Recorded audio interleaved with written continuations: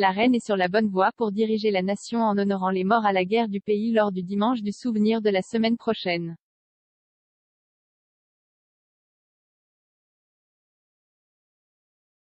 Les médecins avaient demandé au monarque de 95 ans de rester en service léger pendant 2 semaines après avoir passé une nuit à l'hôpital le mois dernier pour des enquêtes préliminaires. Mais elle a été autorisée à faire un tour en hélicoptère de 50 minutes de Windsor à son domaine de Norfolk à Sandringham, où elle a récemment été photographiée en train de conduire le matin sur le siège passager d'un Range Rover.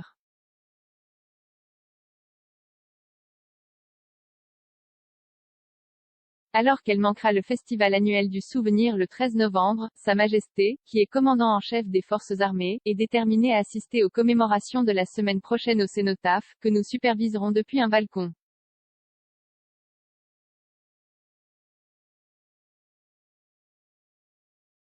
Et hier soir, des chefs militaires et des historiens ont parlé de l'importance symbolique que son apparition, en tant que l'une des rares survivantes de la plus grande génération, aurait sur la nation.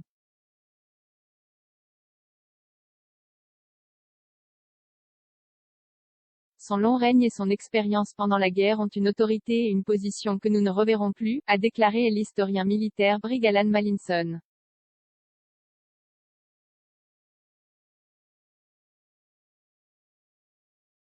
Elle était en uniforme à l'époque où le pays était en guerre, elle ne l'a pas évité et cela compte pour beaucoup. Presque tout le monde en uniforme le comprendra.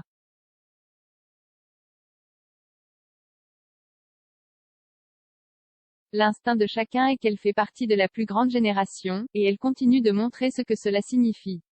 Elle aurait pu si facilement se retirer à Windsor pour voir ses jours après la mort du duc d'Édimbourg, beaucoup le prédisaient, mais elle continue pour montrer qu'elle est sans pareil.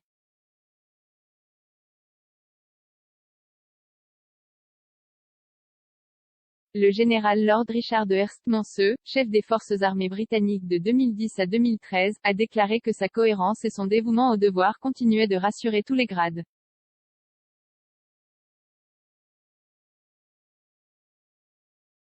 Cela a toujours été si rassurant de la voir là-bas ce jour-là.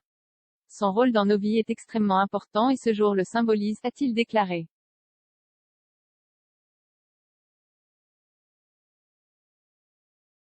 Dans les moments les plus difficiles de mon mandat à la tête des forces armées, parfois aggravés par le défi de traiter avec des politiciens qui avaient des horizons légitimes mais à plus court terme, savoir que Sa Majesté est en fin de compte notre inspiration et notre autorité était extrêmement rassurant.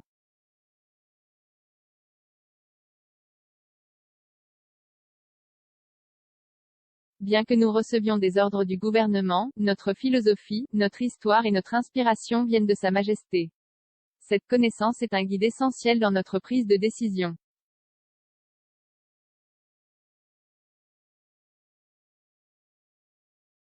Le professeur Heather Jones, auteur du nouveau livre For King and Country, The British Monarchy and the First World War, a déclaré que la Première Guerre mondiale avait complètement transformé le rôle de la monarchie pour le Royaume-Uni.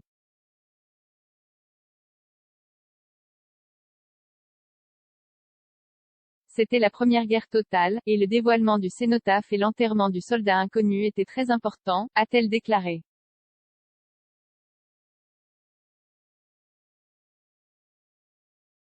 La monarchie a assumé le rôle de gardienne de cela. Elle a mis en place des rituels symboliques qui ont permis à ce deuil d'être présent en public.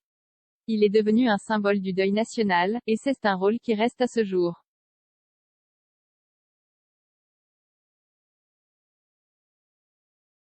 Elle a ajouté, le changement qui s'annonce avec le décès de la dernière génération à avoir combattu pendant la Seconde Guerre mondiale va être très important. Cela affectera ceux qui assistent à ces défilés d'anciens combattants.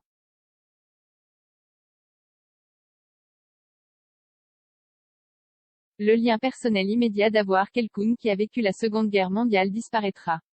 Le souvenir portera sur la continuité de la mémoire historique plutôt que sur le chagrin personnel de ceux que l'on connaissait personnellement.